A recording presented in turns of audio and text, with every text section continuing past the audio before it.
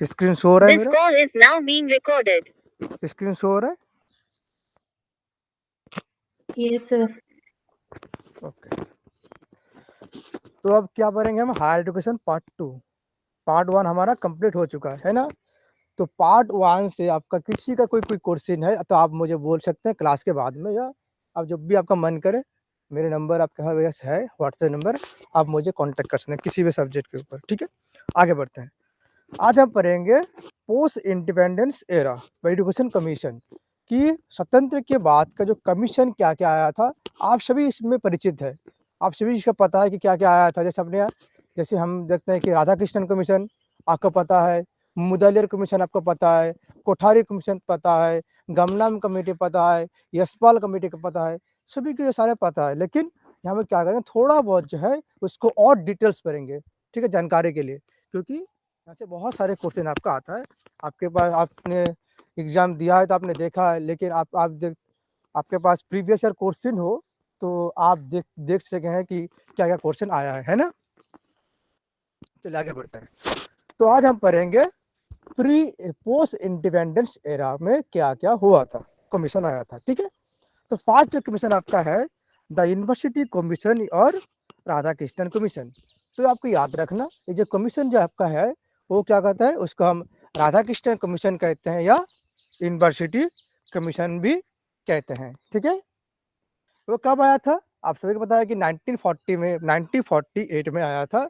1948 से 1949 में ये आपका कमीशन आया था। ठीक है, कि राधा कृष्णन कमीशन और what are also college university education commission क्या है? ये जो आपका कमीशन है इसको और क्या नाम किया जाता है? इसको यूनिवर्सिटी एजुकेशन कमीशन भी कहा जाता है। Was appointed the government of India in November 1948 to the report of the state and Indian university education. तो क्या हुआ था, इसको अपॉइंटेड कब किया गया था? इसको जो अपॉइंटमेंट हुआ था आपका, क्या गवर्नमेंट ने इसका, इंडियन गवर्नमेंट ने इसको अपॉइंटमेंट किया था 1948 का रिपोर्ट हुआ था।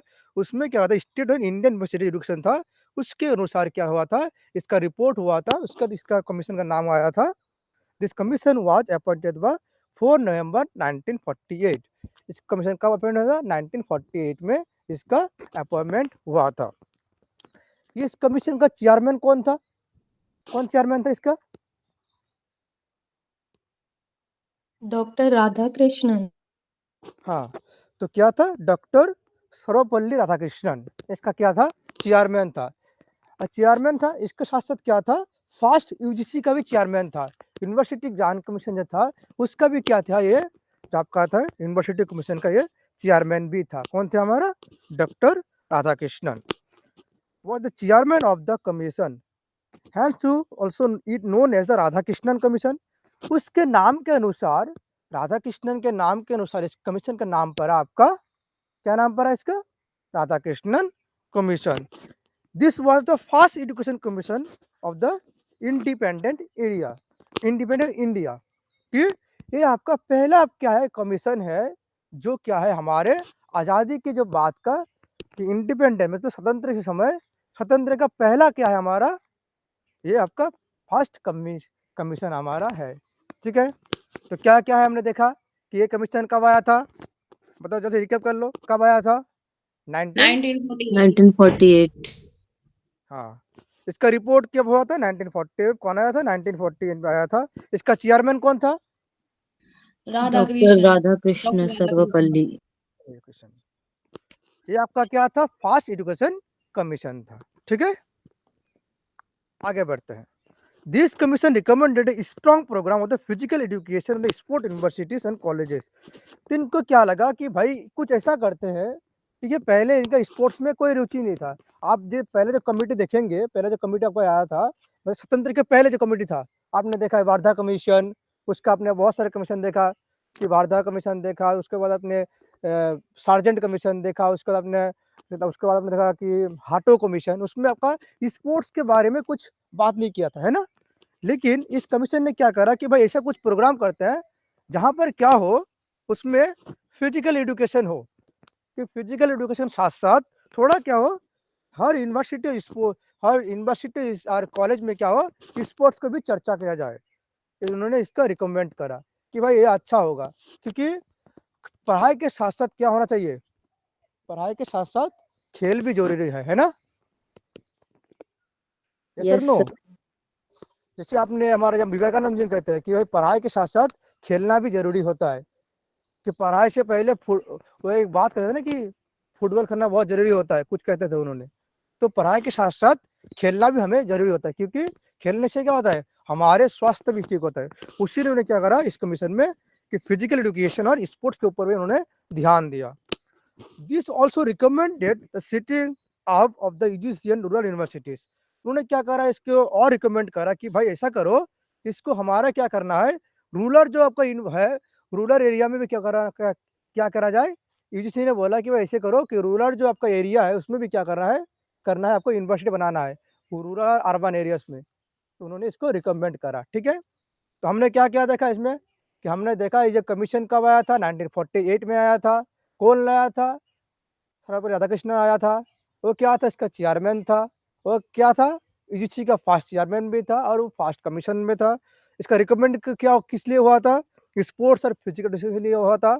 और क्या हुआ था कि हर जो रूरल एरिया हो उसमें भी क्या हो, एक यूनिवर्सिटी हो, ठीक है। तो अभी तक हमने जो राधाकृष्णन पढ़ा, इसमें आपको किसी का कोई डाउट है, बता दो जल्दी से। कोई doubt? No sir. No sir. ठीक है, आगे बढ़े फिर। जी यस सर। सर। चलिए, अब आते हैं मुदालियर कमीशन। ये तो पता है ना, मुदालियर कमीशन, नाम तो सुना है सभी ने आप। Yes sir. कोई मत कहना कि मैंने नहीं सुना सर, ठीक है, क्योंकि सभी के क्लास में था ये 9 10 में सभी का आता है। 9 10 में था, 11 12 में जब एजुकेशन था उन सभी में आता है राधा कृष्णन क्वेश्चन, मुदालियर कमीशन। तो मुदालियर कमीशन कब आया था, 1952 से लेकर 19 कब, 53 तक। 1953 या 1954, ठीक है, आया था। कि the government of India establish the secondary education commission on 23 September 1952 under the chairman of Dr.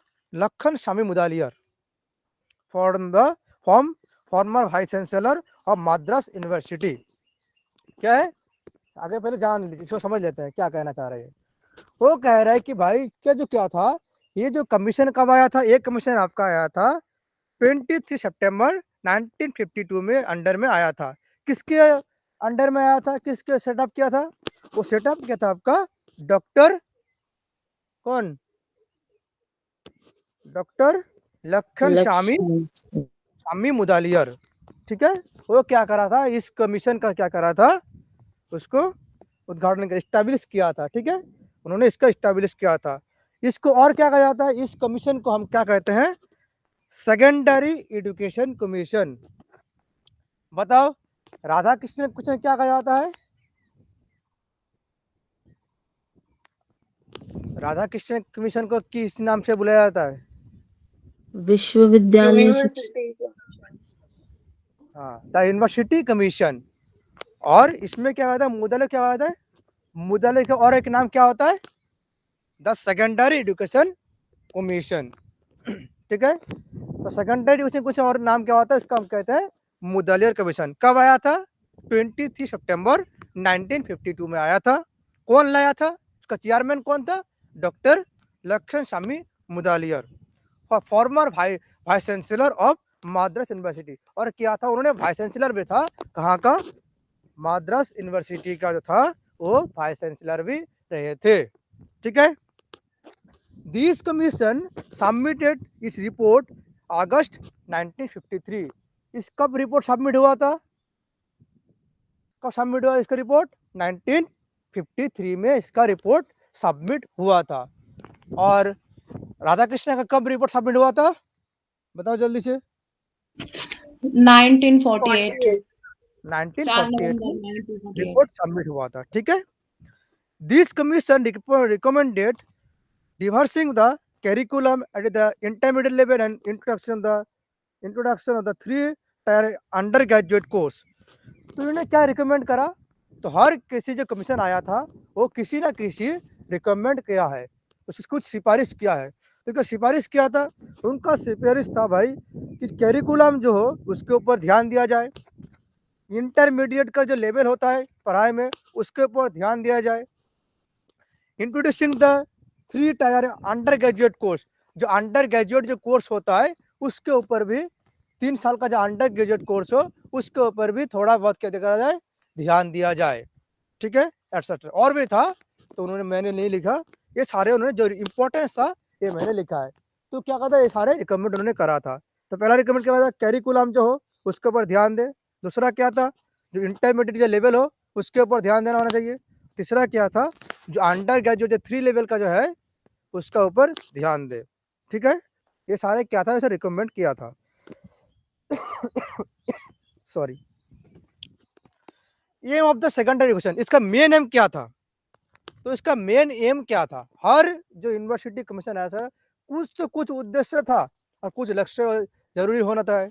जैसे इसका मेन उद्देश्य क्या था, इसका मेन लक्ष्य क्या था कि development of the democratic citizenship, कि ऐसे करा जाए कि डेमोक्रेटिक सिटीजनशिप हो, हर किसी के लिए वो क्या हो, डेमोक्रेटिक हो। ऐसा नहीं है कोई किसी के पास भेदभाव हो, हर सभी के लिए क्या हो, शिक्षा व्यवस्था हो, ठीक है, डेमोक्रेटिक हो।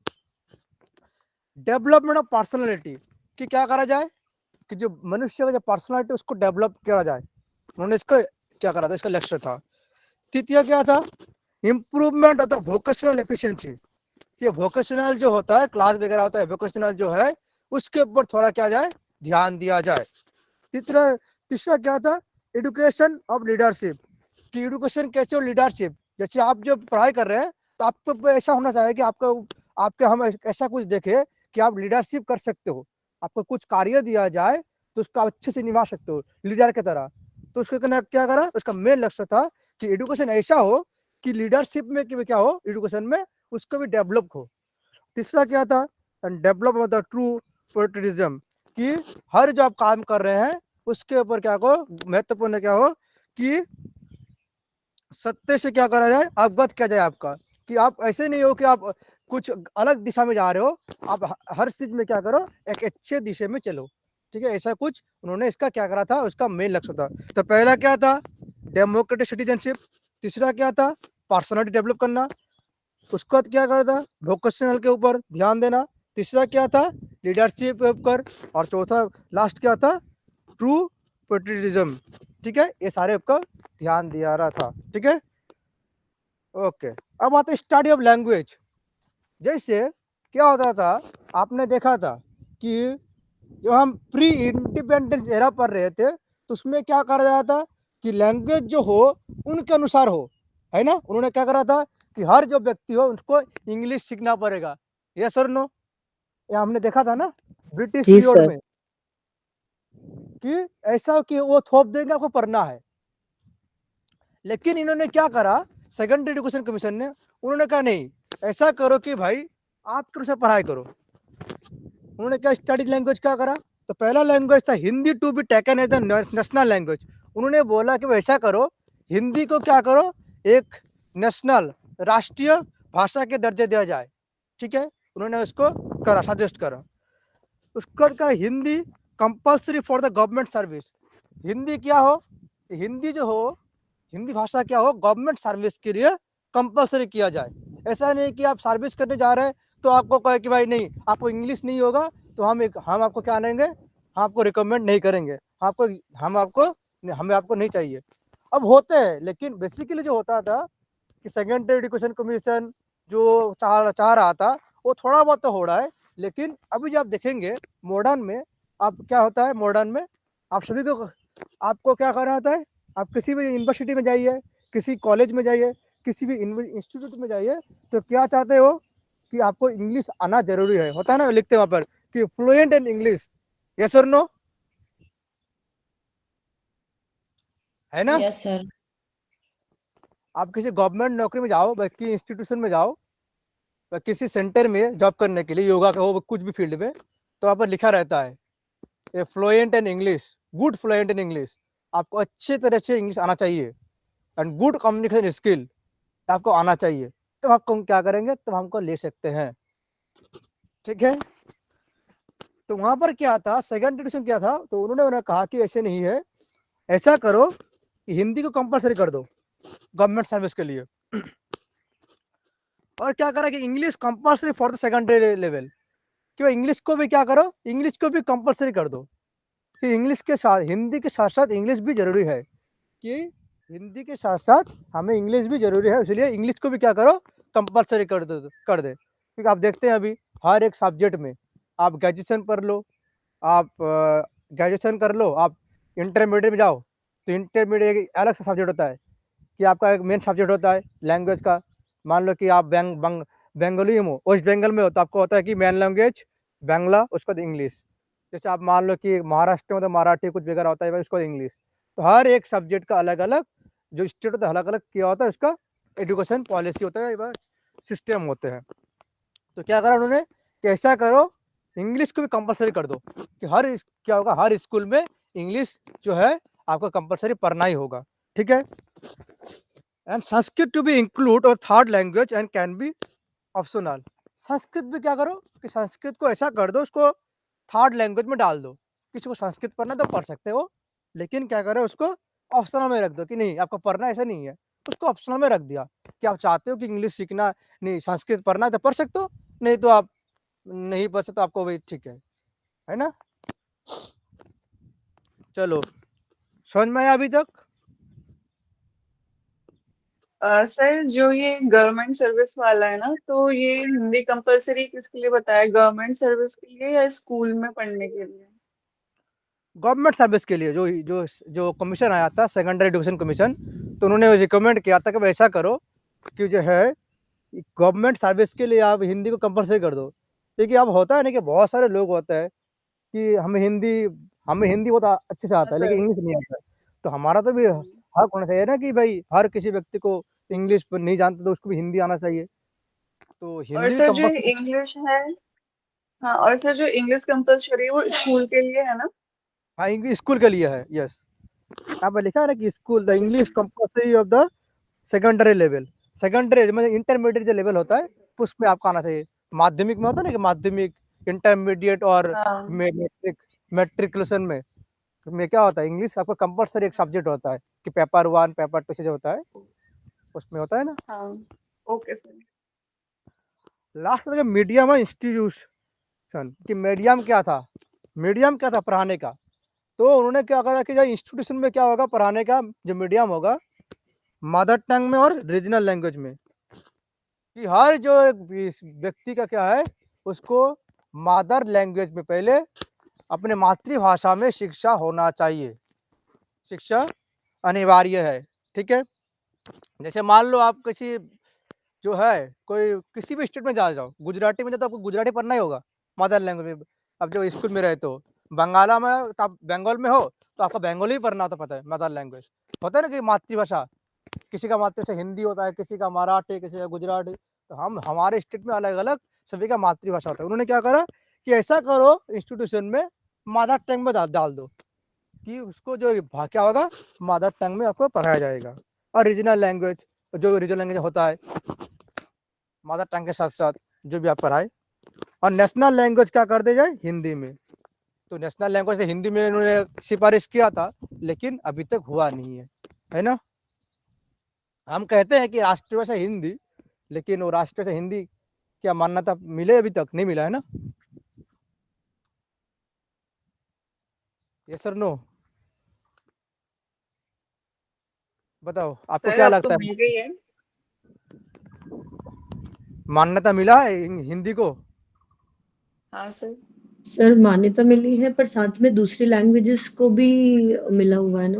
हाँ मिला है, लेकिन जो पहले से नहीं मिला था कि राष्ट्रीय भाषा मिल जाए इसको।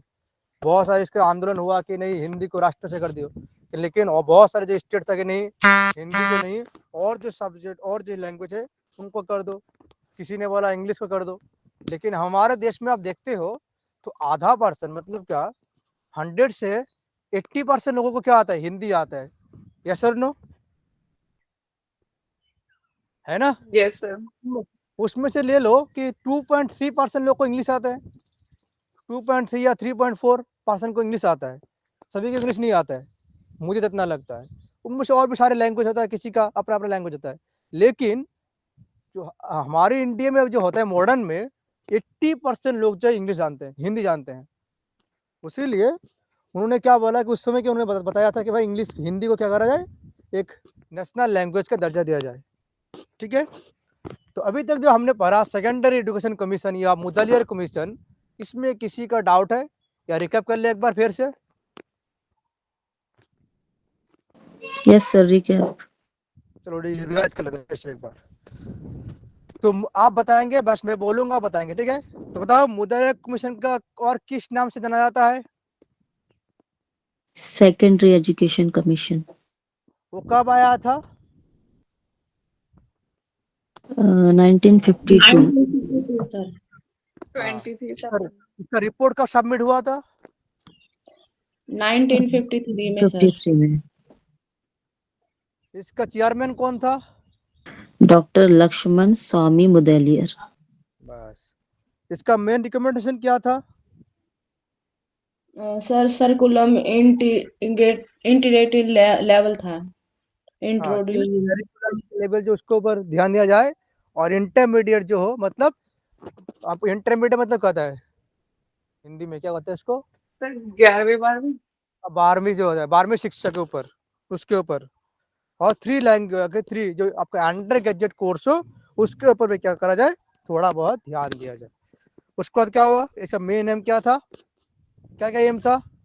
हर किसी को शिक्षा व्यवस्था मिले, मनुष्य यस, की पर्सनैलिटी का डेवलपमेंट करना, वोकेशनल पर ध्यान देना, हाँ, एजुकेशन में लीडरशिप को डेवलपमेंट करना। यस, ये सारे क्या था, आपका एम था। ठीक है, और स्टडी ऑफ लैंग्वेज क्या क्या था इसका? सर एक तो मदर टंग और रीजनल लैंग्वेज जो होती है। हाँ, उसके ऊपर ध्यान दिया था, और क्या करा था, जो इंस्टीट्यूशन होगा, मीडियम जो होगा, उसमें हिंदी को क्या करा जाए, एक राष्ट्रीय दर्जा दिया जाए लैंग्वेज को। ठीक है, उसको था। उसके बाद क्या करा कि संस्कृत को भी क्या करा जाए, इसमें 3rd लैंग्वेज में डाला जाए, और उसको ऑप्शनल लैंग्वेज में डाला जाए। ठीक है, ओके। और क्या सर करा, वो सेकेंडरी और सेकेंडरी लेवल में क्या करा कि इंग्लिश को कंपलसरी कर दिया था, है ना? ओके, और गवर्नमेंट सर्विस के लिए हिंदी क्या हो, कंपलसरी हो। ये सारे किया था, इसका क्या लैंग्वेज था और रिकमेंडेशन था। ठीक है, तो बताओ अभी तक हमने जो पढ़ा है, किसी को दिक्कत है? मुझे तो नहीं लगता दिक्कत है, क्योंकि आपका पता हो चुका है। नहीं सर, दिक्कत नहीं है सर, पर पूछना था जो 1952 में उस पे ये अपील किया था और 1953 में वो एक्सेप्ट हुआ था, ये सेकंड एजुकेशन। रिपोर्ट को सबमिट किया था ना, कि हर एक आप किसी को देखते हैं, किसी को आपको मैंने कमीशन हाँ देते हाँ, हो, ठीक है तो सर। उसको क्या करना था, पहले उसका जो था, पहले जो कमीशन था, मतलब क्या, राधा कृष्णन कमीशन, वो पहले आया था। उसके लिए थोड़ा क्या होता है, उसको हम नेशनल एक्ट होता है ना, एक्शन कमीशन, नेशनल एक्ट जो होता है, उसको से क्या करा था, उसको फिर उसको पूरे रिकमेंड के उसको क्या करा था, सुपर रिवाइज करा जाता है, रिव्यू करा जाता है, उसके बाद आप कमीशन ला सकता है। लेकिन कैसा होता है कि राधा कृष्णन कमीशन में कुछ कमियां था, उसीलिए क्या लाया उन्होंने, मुदलियर कमीशन का लाया। तो उसके लिए क्या रिपोर्ट को सबमिट करना पड़ता है, उसके बाद कोई उसका कमीशन क्या कर रहा था, उसको स्वीकार किया जाता है। ठीक है, ठीक है सर, ओके। ओके। नहीं तो क्या सर ये होता है कि वोकेशनल आपने एफिशिएंसी बोल में दिया, क्या आएगा? लेकिन आपने बोल दिया कि भाई कि नहीं हम इसको नहीं लाएंगे, तो क्यों लाया आपने, उसके लिए क्या होता है, जैसे आपने रिसर्च जब करते हैं, तो रिसर्च क्या करते हैं, रिसर्च करने से पहले आपको रिसर्च की गैप ढूंढते हैं ना, कि गैप क्या है रिसर्च का। तो उसे भी है कि पहले जो आपने जो कमीशन आया था, इसमें गैप क्या था, आपने क्यों लाया इसको, तो उसमें कुछ गैप लूप होल्स था, उसने क्या हो रहा इसको लाया था। ठीक है, सर ये वोकेशनल एफिशिएंसी जो है इसमें क्या क्या आएगा? वोकेशनल में देख लो क्या क्या होता है। जैसे वोकेशनल तो बहुत सारे होता है ना, कि पहले जो था आपका, तो वोकेशनल के ऊपर ध्यान नहीं आता। अब देखते हो कि मॉडर्न जो मॉडर्न जब का होता है एजुकेशन सिस्टम में, वोकेशनल के अलग देता है, जो इंजीनियरिंग वगैरह होता है, वोकेशनल बहुत सारे कोर्स होता है ना वोकेशनल का, इंजीनियरिंग वोकेशनल का। स्टडीज जो होती हैं उसी टाइप, उसी की इम्प्रूवमेंट। हाँ, कि इलेक्ट्रिशियन, उसके बाद जो है तो जी जी। मैकेनिकल, ये सारे क्या करा जाए, उन्होंने बोला कि ऐसा नहीं करो, कि वोकेशनल पर थोड़ा ध्यान दो ना, नहीं तो बच्चे क्या करेंगे, सबके लिए तो शिक्षा नहीं है, सबके लिए शिक्षा है, लेकिन सब तो टीचर तो नहीं बन सकते, है या नहीं? तो किसी को ऐसा जी करो, सर। कोई मैकेनिक होता है तो मैकेनिक में कर सकते हैं, कोई इंजीनियर तो इंजीनियरिंग कर सकता है। उसने वोकेशनल शिक्षा क्या करा, उन्होंने उसको ऊपर ध्यान देने बोला, ठीक है? और सर ये लास्ट जो है डेवलपमेंट ऑफ ट्रू पैट्रियोटिज्म, ये देशभक्ति से ही तो संबंधित है ना? हाँ, हाँ, वही देशभक्ति। कि हर व्यक्ति को क्या हो, देश के ऊपर समर्पण हो, सत्यता के ऊपर समर्पण है साहब, ठीक है? Okay sir. चलिए आगे बढ़ते हैं। अब आता है कोठारी कमीशन। इनसे सही परिचित हो ना, कोठारी कमीशन से? होना ही चाहिए भाई। तो Kothari commission, in November 1964 the government of India established the Kothari Commission, also known as the National Education Commission या Indian Education Commission। ओके, तो कब आया था? तो 1964 में एक कमीशन आया था जिसका नाम आपका क्या था? कोठारी कमीशन। कौन लाया था? गवर्नमेंट ऑफ इंडिया ने इसको स्टैब्लिश किया था। हायर एजुकेशन को बढ़ाने के लिए, हायर एजुकेशन ध्यान रखते हुए इसको क्या करा था? कोठारी कमीशन के ऊपर उन्होंने क्या करा, स्टैब्लिश किया था। आपने देखा कि जो आपका कमीशन आया था, राधा कृष्ण आया था रूरल डेवलपमेंट के लिए, ग्रामीण जो शिक्षा व्यवस्था था उसके लिए आपका आया था राधा कृष्ण कमीशन। उसका जो आपका था सेकेंडरी लेवल एजुकेशन कमीशन, जो आपका आया था मुदल सेकेंडरी एजुकेशन के लिए। अब हायर एजुकेशन के लिए जो कमीशन आपका आया है वो आपका है कोठारी कमीशन, ठीक है? तो इसको आप क्या कह सकते हैं? हायर एजुकेशन कमीशन भी कह सकते हैं, या नेशनल एजुकेशन कमीशन कह सकते हैं, या इंडियन एजुकेशन कमीशन भी इसको कहा जा सकते हैं, ठीक है? कब आया था? 1964 में आया था। अब 1964 से 1966 में इसका क्या आया था? एक कमीशन आपका बना हुआ था। कौन नया था? DS कोठारी। पूरा नाम पता है इसका नाम क्या है? DS का फुल फॉर्म क्या है? दौलत सिंह कोठारी। बहुत बढ़िया, धन्यवाद। कि दौलत सिंह कोठारी क्या था? इसको लाया था, और क्या था? उसका चेयरमैन भी था, ठीक है? Okay. This commission mandate the study the all the facts the Indian education system of the for the guiding the growth। ये जो आपका आया था एजुकेशन सिस्टम, क्यों आया था? उसने क्या मैंडेटरी कह दिया था कि ऑल द एजुकेशन सिस्टम की all facts of Indian education system for the guidance and growth, कि ग्रोथ के लिए और गाइडेंस के लिए क्या करा जाए, इसको ऑफर किया गया था, ठीक है? एजुकेशन सिस्टम में गाइडेंस के लिए और ग्रोथ के लिए इसको क्या करा था? इसको लाया गया था, ठीक है? मैंडेट किया गया था। तो दिस देखो यहाँ पर थोड़ा समझना कि this commission mandate was to study the all the fact, क्या था? स्टडी के लिए all the fact of the Indian system and the for guidance and growth. तो क्यों आया था? जो आपका इंडियन सिस्टम में क्या था? गाइडेंस और ग्रोथ के लिए एक कमीशन क्या था? मैंडेट किया गया था, ठीक है? In 1964, the Kothari Commission had recommended by 6% of the allocation GDP। क्या करा था? उन्होंने करा कि भाई ऐसा करो, कोठारी कमीशन में क्या करा कि 6% जो GDP है हमारे शिक्षा में आना चाहिए, इसको एलोकेशन किया गया था, ठीक है? ग्रोथ डेवलपमेंट, बताओ ग्रॉस डेवलपमेंट GDP का फॉर्म क्या है? बताओ भाई, आप सभी तरह जीडीपी कहते हो कि हमारा देश का जीडीपी इतना बढ़ चुका है, हमारा देश का जीडीपी इतना घटा हुआ है, ग्रॉस डोमेस्टिक प्रोडक्ट। तो आप कहते हो ना कि इतना हमारा जो है बढ़ चुका था, घटा हुआ था। अब देख रहे हैं कि जो मालदीव कितना जीडीपी गिरा हुआ है, किसके लिए? इंडिया के लिए। तो आपका आया था कि भाई 6% क्या करो, जीडीपी को बढ़ा दीजिए, हमारे शिक्षा के लिए देना चाहिए। कोठारी कमीशन का दावा था कि भाई शिक्षा के लिए हमें 6% क्या चाहिए? जीडीपी चाहिए, ठीक है? A policy of recommended into the national policy education of the was decided of the later 1964.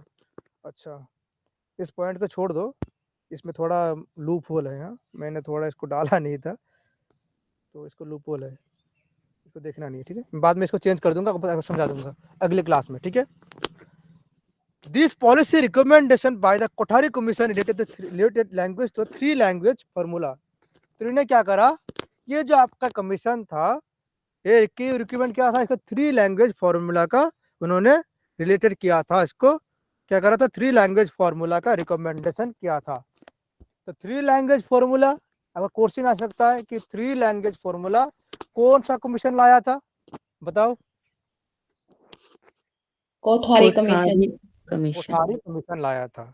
3 language formula मतलब क्या होता है, देखो, the Kothari commission 3 language formula proposed in 1964, उन्होंने प्रपोज किया था, suggested that the students should be learn the 3 language। क्या करा, उन्हें बोला कि भाई सजेस्ट किया, कोठारी कमीशन ने सजेस्ट किया कि प्रपोज किया कि जो स्टूडेंट का जो क्या हो, स्टूडेंट जो पढ़ाई करे उसके क्या करो, 3 लैंग्वेज को पढ़ाई करने के लिए, जानने के लिए, सीखने के लिए 3 लैंग्वेज को उन्होंने क्या करा, प्रोवाइड किया था, प्रपोज किया था। मदर टंग लैंग्वेज, हिंदी और इंग्लिश की, ये 3 लैंग्वेज में शिक्षा व्यवस्था को बढ़ाया जाएगा। 3 लैंग्वेज फॉर्मूला, 3 लैंग्वेज फॉर्मूला मतलब मदर टंग, हिंदी और इंग्लिश। अभी तो वही होता है, यस और नो। पहले बच्चे क्या करते हैं, अपने मदर टंग में सीखते हैं, उसके बाद हिंदी पढ़ाया जाता है, उसके बाद इंग्लिश को सीखते हैं, यस और नो। Yes sir. अभी भी कोठारी कमीशन जारी है, ठीक है, हमारे देश में। This approach aimed to address the language diversity of India and promoting the proficiency of the 3 language। कि अगर इसको आपका आया था कि दिस अप्रोच ऑफ एम, इसके अप्रोच क्या था, एम क्या था कि आपका क्या हो कि लैंग्वेस्टिक और diversity Indian and promoting the proficiency of 3 language. क्या करा जाए कि जो 3 लैंग्वेज जो आपका क्या करा, डाइवर्सिटी को क्या करा जाए, प्रमोटिंग करा जाए कि जो प्रोफिशिएंसी हो कि 3 लैंग्वेज में हो, and to first the foster both religion identity और द लैंग्वेज नेशनल इंटीग्रेशन, कि ऐसा करा जाए कि रीजनल जो होता है, आइडेंटिटी होता है उसके लिए और नेशनल इंटीग्रेशन के लिए, उनके लिए क्या करा जाए, इसको 3 लैंग्वेज फॉर्मूला को उन्होंने क्या कहा था, प्रपोज किया था। उसका मेन एम वही था कि जो हर जो व्यक्ति है उनको अपने लैंग्वेज में आना चाहिए, अपने मदर टंग जो उसके में वो शिक्षा है दिया जाए, उसके बाद उसको हिंदी आना चाहिए और इंग्लिश भी आना चाहिए। ये सारी क्या था, ये सारी कोठारी कमीशन का लक्ष्य था, और लैंग्वेज के ऊपर उन्होंने ध्यान दिया था कि ऐसा नहीं है कोई लैंग्वेज बैरियर हो जाए कि बच्चा पढ़ाई नहीं कर सके। जिसको इंग्लिश नहीं आता है तो हिंदी भी पढ़ सकते हैं, और जिसको हिंदी है तो इंग्लिश भी पढ़ सकते हैं।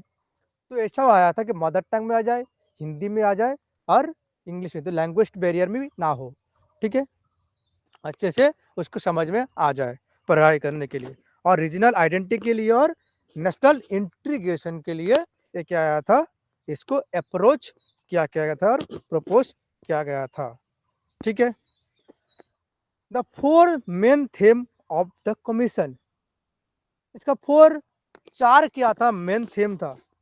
हर किसी कमीशन का कुछ थीम होता है ना, अलग अलग थीम होता है। जैसे आप देख लो, किसी आप जो है यूनिवर्सिटी ले लो, किसी कॉलेज ले लो, उसका कुछ मेन थीम भी होता है ना, कि कुछ ऐसा हमारा ये मेन थीम है, ये वगैरह है। तो कोठारी कमीशन का मेन थीम क्या था कि इंक्रीज ऑफ द प्रोडक्टिविटी, कि प्रोडक्ट जो हो उसको इंक्रीज कर दिया जाए, कि हर किसी में जो है उसको इनके प्रोडक्ट में कमी ना आ जाए, उसको इंक्रीज कर दिया जाए। दूसरा क्या था, promoting the national and social integration, कि सोशल, सामाजिक और राष्ट्रीय शिक्षा में इसको क्या करता है, इंटीग्रेशन में इसको प्रमोट किया दिया जाए। और क्या था कि मॉडर्नाइजेशन ऑफ एजुकेशन, एजुकेशन को क्या करा जाए, मॉडर्न, आधुनिक तौर पे एजुकेशन को शिक्षा दिया जाए। और लास्ट क्या था, developing the moral, social and spiritual, जो क्या करा जाए, डेवलप, कि अपना जो मोरल एथिक्स है उसके ऊपर ध्यान दे, सामाजिक के ऊपर और आध्यात्मिक के ऊपर उसका महत्व क्या है, इसको भी क्या करे, उसको लोग जाने और इसको अपने हिसाब से डेवलप करे। ठीक है, ये सारे क्या इसका मेन थीम था। ऑब्जेक्टिव कोठारी कमीशन, इसका मेन ऑब्जेक्टिव क्या क्या था? तो ऑब्जेक्टिव यही था कि ब्लूप्रिंट ऑफ एजुकेशन का जो ब्लूप्रिंट है उसके ऊपर ध्यान दे। Focus of the equal access, हर व्यक्ति को क्या करा जाए, इक्वल किया जाए। ऐसे नहीं कि किसी का ज़्यादा मिल जाए किसी कम मिल जाए शिक्षा में, ऐसा नहीं है, हर किसी को इक्वल होना चाहिए access. National integration and the education the inequality and social justice, क्या है सामाजिक जो न्याय व्यवस्था है उसको भी क्या करो, उसको अच्छे तरह से क्या करा जाए, उसको मतलब अच्छे तरह से उनको जस्टिस दिया जाए, न्याय व्यवस्था को अच्छे तरह से किया जाए सोशलिस्ट में। और एजुकेशन इनक्वालिटी, एजुकेशन को क्या होता है एक ऐसा क्वालिटी में लाया जाए कि इनक्वालिटी में हर जो व्यक्ति है उसको एजुकेशन मिलना चाहिए। तो बड़े से लेकर जो है छोटे से बड़े तक आपको एक क्या हो रहा है, नेशनल लैंग्वेज इक्वलिटी। ठीक है, और आपका लास्ट आपका था ये क्या है कि the commission aim to ensure the education contribution, नहीं ये पर नहीं है, छोड़ दीजिए। चलो इसका आपको समझ में नहीं आया, ठीक है ना, फिर बताता हूँ। मुझे लगता है समझ में नहीं आया कि ऑब्जेक्टिव क्या क्या था। चलो फिर से पढ़ लेते हैं इसको। ऑब्जेक्टिव ऑफ कोठारी कमीशन, इसका मेन ऑब्जेक्टिव क्या है, मतलब उद्देश्य क्या है। जैसे हर एक किसी कमीशन का उद्देश्य होता है, लक्ष्य मैंने बताया ऑलरेडी। इसका उद्देश्य क्या था कि एजुकेशन का जो ब्लूप्रिंट है, मतलब एजुकेशन का जो व्यवस्था है, ब्लूप्रिंट मतलब एक जो प्रिंट होता है ना, जब आप कुछ घर बनाते हैं क्या होता है, घर बनाने के बाद आपका ब्लूप्रिंट बनाता है कि भाई मेरा जो घर ऐसा हो ऐसा वैसा ऐसा हो, तो उसका भी क्या करा जाए, उसके ऊपर ध्यान दिया जाए। फोकस ऑन इक्वल एक्सेस, कि फोकस क्या करा जाए उसमें कि ऐसा करा जाए कि हर व्यक्ति को इक्वली सब कुछ मिलना चाहिए, कि ऐसा नहीं है कि किसी को ज़्यादा मिल गया किसी को कम मिल गया, ऐसा होना नहीं चाहिए। तो क्या होगा, नहीं तो यहाँ पर क्या हो जाएगा, एक द्वंद्व शुरू हो जाएगा। मान लो ऐसा जो हो जाए कि थोड़ा किसी को थोड़ा महत्व तो ज़्यादा दिया जाए, किसी को कम दिया जाए, किसी को ऐसे किया जाए, तो ऐसा नहीं होगा। इसलिए कहा इक्वल एक्सेस, कि सबको इक्वल मिले। और क्या था नेशनल इंटीग्रेशन, कि नेशनल जो आपका जो राष्ट्रीय जो इंट्री है उसके ऊपर थोड़ा बहुत ध्यान देना चाहिए। और लास्ट रखा है सोशल जस्टिस, कि सामाजिक न्याय व्यवस्था भी होना चाहिए। ठीक है, और क्या क्या है, बहुत सारे है। टाइम कितना हुआ भाई? सर 9:45। कंप्लीट कर दे या छोड़ दे? सर कोठारी वाले को कंप्लीट कर दीजिए। हाँ ये कंप्लीट, 2 ही स्लाइड है ना, इसे कंप्लीट कर देते हैं। सर इसका ऑब्जेक्टिव अच्छे से समझ में नहीं आया, दोबारा भी। अच्छा ठीक है, मैं समझाता हूँ फिर से।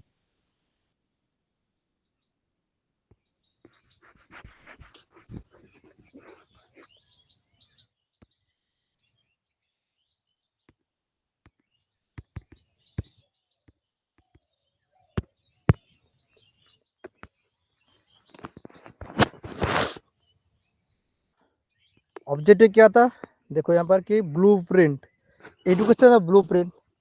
एजुकेशन का ब्लूप्रिंट क्या होता है, अभी तक हमने जब पढ़ा, आपको देखो यहाँ पर हमने पढ़ा था कि कैसा एजुकेशन हो, मदर टंग में हो, हिंदी में हो, क्या हो, इंग्लिश लैंग्वेज में हो, ये सारे क्या है ब्लूप्रिंट ही है ना हमारे लैंग्वेज का। उसके बाद क्या था कि जीडीपी जो है ऐसा रिकमेंड जो क्या कहता है कि जीडीपी 6% में आया है उसके ऊपर। उसके बाद क्या था कि गाइडेंस एंड ग्रोथ को फोकस करा जाए। ये सारे क्या है, एक ब्लूप्रिंट तो है। ठीक है, ये समझ में आ गया ब्लूप्रिंट वाला बात। दूसरा आता है focus in equal access. Equal मतलब क्या होता है, हर व्यक्ति को इक्वल होना चाहिए, मतलब सतह एक लाइन में इक्वल एक्सेस, कि ऐसा नहीं हो किसी को ज़्यादा कुछ मिल जाए शिक्षा में, मतलब कम किसी को नहीं। हम इक्वल मतलब होता है कि आप देखो किसी एक इंस्टीट्यूशन में देखो, जो बच्चा ज़्यादा पढ़ता है अच्छा होता है तो क्या होता है, टीचर उसके ऊपर ज़्यादा ध्यान देता है। ये सर नो होता है ना। बताओ किसी इंस्टीट्यूशन में मान लो कि कोई बच्चा बहुत अच्छा होता है, तो सारे टीचर क्या करते हैं, उसको ज़्यादा फॉलो करते हैं कि नहीं ये बच्चा जो है बहुत अच्छे है, पढ़ाई करते हैं बहुत अच्छे से। और जो बच्चे होते हैं उनके ऊपर ध्यान कम जाते हैं। तो उन्होंने क्या बोला यहाँ पर कि ऐसा मत करे भाई, क्या करो कि हर को इक्वल रखो। जो अच्छा है ठीक है उसको तो ठीक है, वो ठीक है, जिसको आता है ऑलरेडी ठीक है, जिसको नहीं आता है पढ़ाई में, थोड़ा वो कमज़ोर है, उसको भी क्या करे, उसको भी डेवलप करे, तो क्या होगा इक्वल में आ जाएगा। ठीक ठीक है। तो क्या होगा, भेदभाव नहीं होगा, नहीं तो क्या होगा, किसी को ज़्यादा आप दे देंगे, किसी को कुछ आता ही नहीं है तो क्या होगा, इसमें भी भेदभाव होगा। यस और नो, है या नहीं बताओ? Yes sir. ज़्यादा हम इक्वल देखेंगे तो क्या होगा, तो किसी में भेदभाव नहीं आएगा, तो सब क्या है, लाइन में आ जाएंगे। तो सबको जो जिसको नहीं आता है वो भी थोड़ा क्या करे, समझने का प्रयास करेंगे, और जिसको आता है वो क्या होगा, उसको और भी थोड़ा डेवलप हो जाएंगे, तो क्या दोनों इक्वल हो जाएंगे। ठीक है, दूसरा पॉइंट समझ में आ गया। तीसरा देखो कि नेशनल इंटीग्रेशन। नेशनल मतलब क्या होता है, राष्ट्रीय। इंटीग्रेशन मतलब क्या होता है कि जब कुछ भी काम कार्य करते हो, उसमें क्या इंटीग्रेट होना चाहिए। ऐसा कि नहीं कि आप कुछ आपको जो करा रहे हैं हम, ऐसे नहीं कि आपको थोप दे रहे हैं। तो क्या राष्ट्रीय इंटीग्रेशन होता है कि आपको जो पढ़ाया जाता है हर किसी लैंग्वेज में, हर किसी जो आपका भाषा में, आपको आपका क्या हो, आपको राष्ट्रीय अधिकार होना चाहिए कि मेरा, आप ऐसे नहीं कि मैं तो आपको थोप दे रहा हूँ कुछ भी।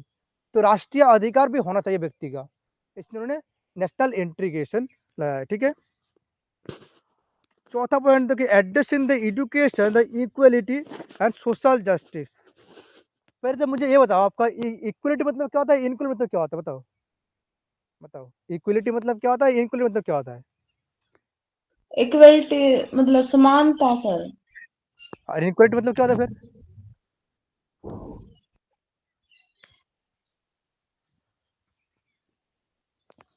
पहले आप जब देखते थे पढ़ाई जो शिक्षा होता ना, पढ़ाई का जब पहले जब शिक्षा व्यवस्था होता था, इक्वलिटी नहीं था, इनक्वलिटी नहीं था। ठीक है, कि किसी का जब आपका समानता था, समानता भी नहीं था पहले पढ़ाई व्यवस्था। क्या था, देखना आपके किसी को जो होता था, उसमें भी हमारा क्या था, भेदभाव आता थे कि भाई कोई ब्राह्मण है, क्षत्रिय, वैश्य, शूद्र। इसका भी क्या होता था पढ़ाई में कि जो ब्राह्मण है पढ़ेंगे, क्षत्रिय जो इसका अपना कार्य करेंगे, शूद्र जो है इन दोनों का सेवा करेंगे, ऐसा कुछ होता था। लेकिन यहाँ पर क्या करो कि नहीं, ऐसा नहीं होना चाहिए। अब इसको एड्रेसिंग करें कि एडुकेशन जो हो इनइक्वलिटी हो, मतलब ऐसे कोई समानता भाव नहीं हो भाई। ठीक है, हर किसी को तो ये शिक्षा मिलना चाहिए, ऐसा तो नहीं है कि किसी को शिक्षा ना मिले। तो इक्वलिटी में रख दो। मतलब क्या है, जो मतलब होता है ना कि जैसे एक मान लो ग्राउंड है, मान लो ग्राउंड है ना, आपको मैं समझाता हूँ इक्वलिटी इक्वलिटी मतलब समझाता हूँ। इक्विटी मतलब क्या होता है कि देखो आपका एक ग्राउंड है, ग्राउंड में बाउंड्री होता है ना, बाउंड्री होता है या नहीं बताओ मुझे, बाउंड्री होता यस है ना सर। ग्राउंड में, ईंट के किसी ईंट का वो कुछ भी है, पूरे बाउंड्री होता है। अब मान लो एक बच्चे है, एक 9 साल का बच्चा है, एक 5 साल का, एक 9 साल का, एक 14 साल का, एक 18 साल का। तो इसका की इक्वलिटी सेम है बताओ मुझे? एक व्यक्ति जो है जो 18 साल का वो बाउंड्री झाँक के देख रहे हैं, जो 14 साल का वो भी देख रहे हैं, लेकिन जो 5 साल का, जो 9 साल का बच्चा देख नहीं पा रहा है, तो इसमें इक्वलिटी है या नहीं है बताओ? इनक्वलिटी है ना। तो उन्होंने क्या करा कि भाई इक्वलिटी होना नहीं चाहिए, थोड़ा बहुत किसको इक्वलिटी में ले आइए। क्या करो, ये हर एक व्यक्ति को समानता होना चाहिए। इक्वलिटी मतलब होता है समानता, इक्वलिटी मतलब कि जैसे आप क्या करो, इसको भी जो नीचे वाले है ना, जो 5 या 6 का जो नीचे वाला है, उसको भी क्या करो, उसको ऊपर ले आओ, तभी तो क्या होगा, शिक्षा व्यवस्था में सुधार आएंगे। यस और नो। और लास्ट आपका है सोशल जस्टिस। ये तो पता है आपको सोशल जस्टिस क्या है, बताओ सोशल जस्टिस क्या है, बताओ। नहीं बताऊंगा मैं, बताओ सोशल जस्टिस क्या होता है?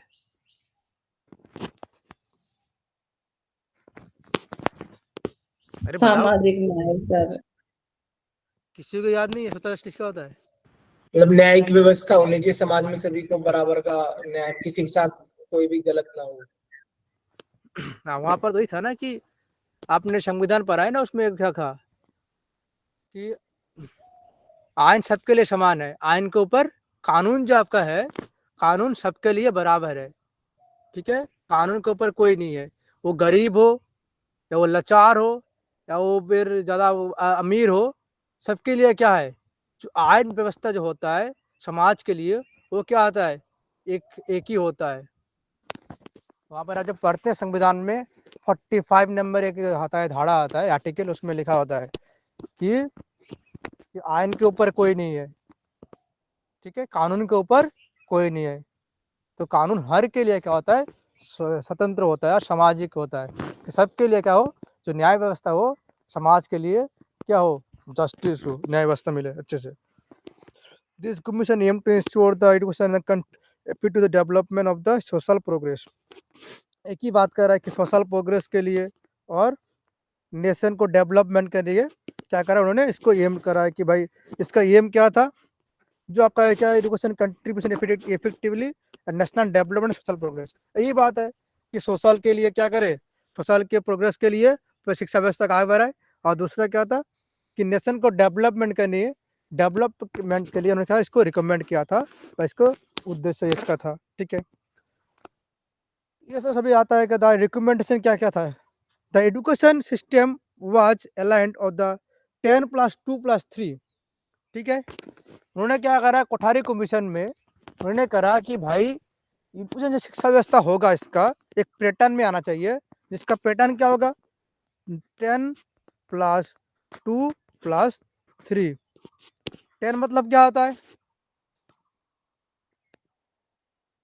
एंटर। सेकेंडरी। 2 मतलब क्या होता है, इंटरमीडिएट। 3 मतलब क्या, हायर एजुकेशन। ग्रेड। डिग्री। तो क्या होता है शिक्षा जो पैटर्न होगा क्या होगा 10+2+3। एक क्वेश्चन आया था ऑलरेडी, उसमें आया था कि 10+2+3 किसका जो है रिकमेंड है, किसका पैटर्न है, कोठारी का, मुदलियर का, राधा कृष्णन का, या यशपाल कमेटी का। तो क्या होगा कोठारी कमेटी का। ठीक है, अब बताओ मुझे, आप सभी को पता है कि नेशनल पॉलिसी ऑफ एजुकेशन 2020 को उसका पैटर्न क्या है, बताओ बताओ सर अभी। 5+3 ऐसे कुछ था। 5+3+3+ क्या था,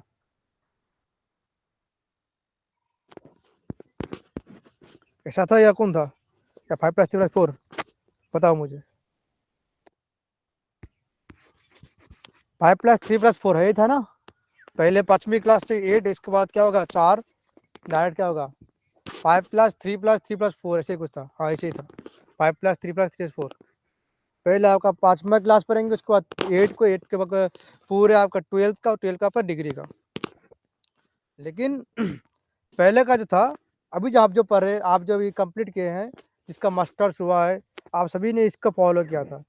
अब जो नया जो शिक्षा व्यवस्था होगा उसका अलग होगा। ठीक है, पहले ये वाला था, तो बाद में क्या आया कि भाई अभी जो शिक्षा व्यवस्था है कोठारी कमीशन का, उसका क्या था 10+2+3।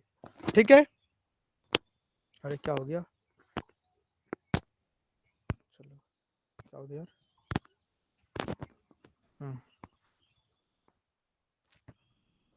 पेन कहाँ चला गया फिर,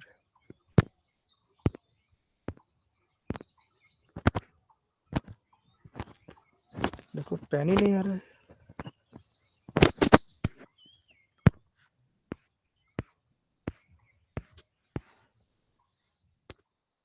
अच्छा चलो सॉरी। अब है कि free and compulsory education with provide the all from 6 to 14 years education age. उन्होंने क्या करा कि भाई ऐसा करो कि एजुकेशन क्या कर दिया जाए, फ्री और कंपल्सरी कर दिया जाए।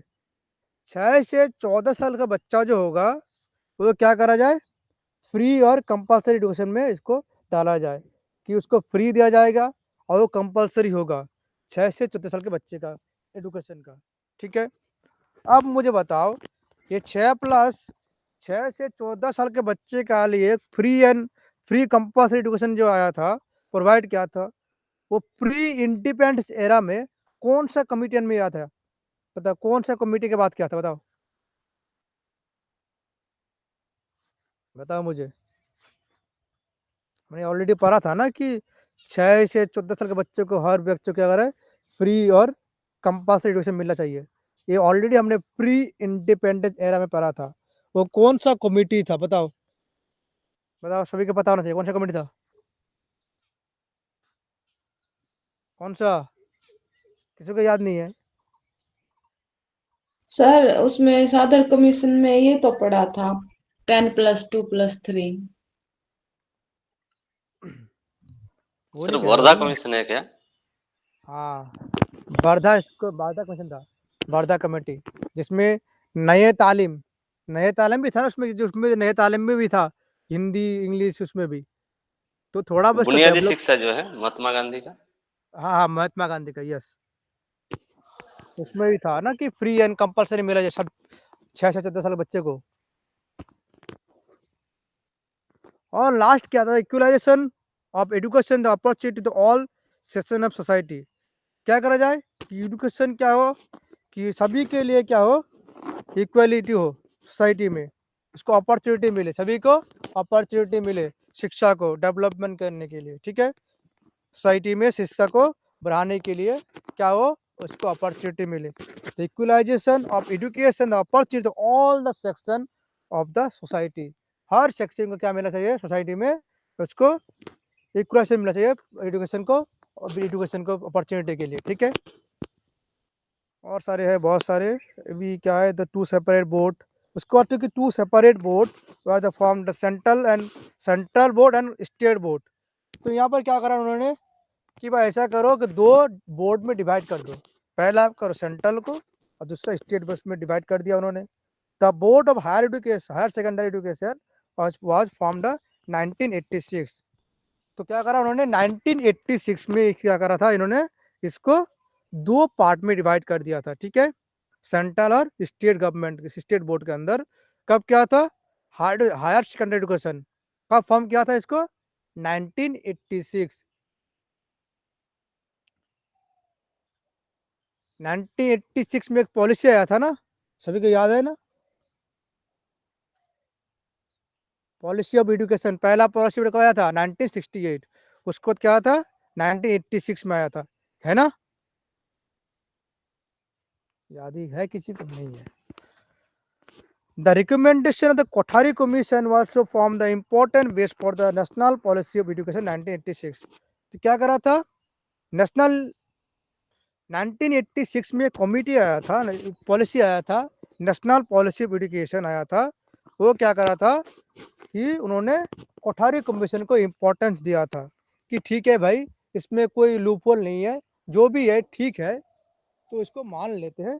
जो बाद में उन्होंने फिर क्या करा था, एक एक्ट बैठाया था 1992 में, उसके लिए और भी सुधार आया था, ठीक है। तो उन्होंने क्या करा था, इसको इम्पोर्टेंस दिया था 1986 में जो आगे पॉलिसी आया था, तो कोठारी कमीशन क्या दिया था, इसको इम्पोर्टेंस दिए थे, ठीक है। उसके बाद उन्होंने क्या कहा था, the place of improving the quality of teacher education training in the learning. ये सारे बहुत सारे कुछ वहाँ पर थे, आप देख लेना, ये सारे क्या था आपका वहाँ पर उन्होंने इसका रिकमेंड किया था कि क्वालिटी के लिए, टीचर ऑफ क्वालिटी के लिए, एजुकेशन ऑफ ट्रेनिंग के लिए और टीचिंग लर्निंग प्रोसेस के लिए क्या करा था, इम्प्रूव करने के लिए उन्होंने इसको सिफारिश किया था, ठीक है। ये सारे आपका था। और क्या कहा था, पे स्केल स्टेटस ऑफ टीचर और द रिवाइज, जो पे स्केल जो होगा उसको एक ही जो रिवाइज किया जाएगा, ठीक है। जिस टीचर को जो पे मिलेगा, सैलरी मिलेगा, तो उसको स्टेटस क्या होगा, वो एक ही होगा, टीचर और द रिवाइज वो एक ही होगा, ठीक है। ये सारे रिक्वायरमेंट था, ठीक है। सर जो नेशनल पॉलिसी ऑफ एजुकेशन था ना, वो ये कोठारी कमीशन से पहले आ चुका था ना, तो उस पे और ध्यान देने के लिए कहा था कैसे? हाँ, कोठारी कमीशन तो आया था, नेशनल पॉलिसी से पहले आया था, तो उसके बाद उन्होंने जो आया था ना 1986 में पॉलिसी ऑफ एजुकेशन, उसमें क्या करा था, इसको मान्यता दिया था, लेकिन उसमें क्या करा था, लूपहोल था, इसीलिए जो आया था आपका कि पॉलिसी ऑफ एजुकेशन आया था 1986 में, उसको और ठीक करने के लिए बहुत सारे।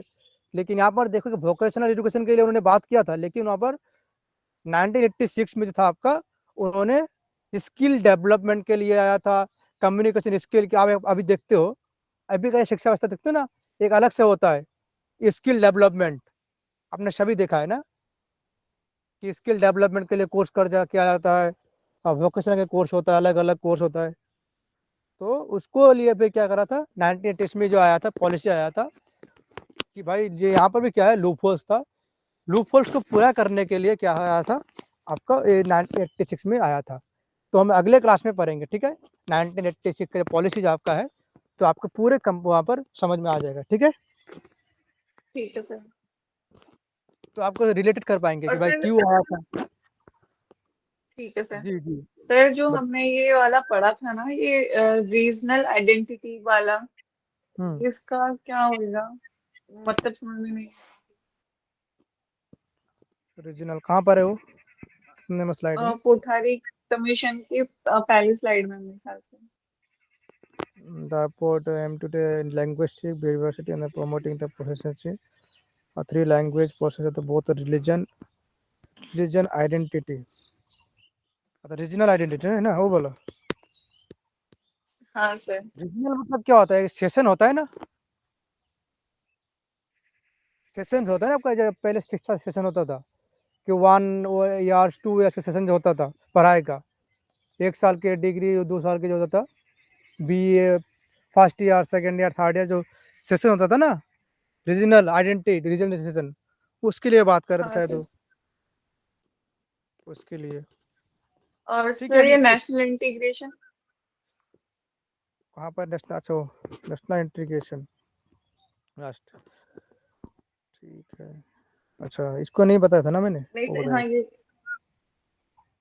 ठीक है तो बता दूंगा फिर बाद में, कल बता दूंगा थोड़ा बहुत। ठीक है सर। ठीक है, किसी को कुछ क्वेश्चन है तो आप लिख लेना, मैं कल बता दूंगा सभी को। ठीक है, जिसको जिसको लगा कि ये पॉइंट हमें छूट गया है तो फिर से अच्छे से आपको ठीक है। हेलो, ठीक कोई है बोल सर। रहे थे? सर रिकॉर्डिंग ऑफ कर दें? कर दीजिए।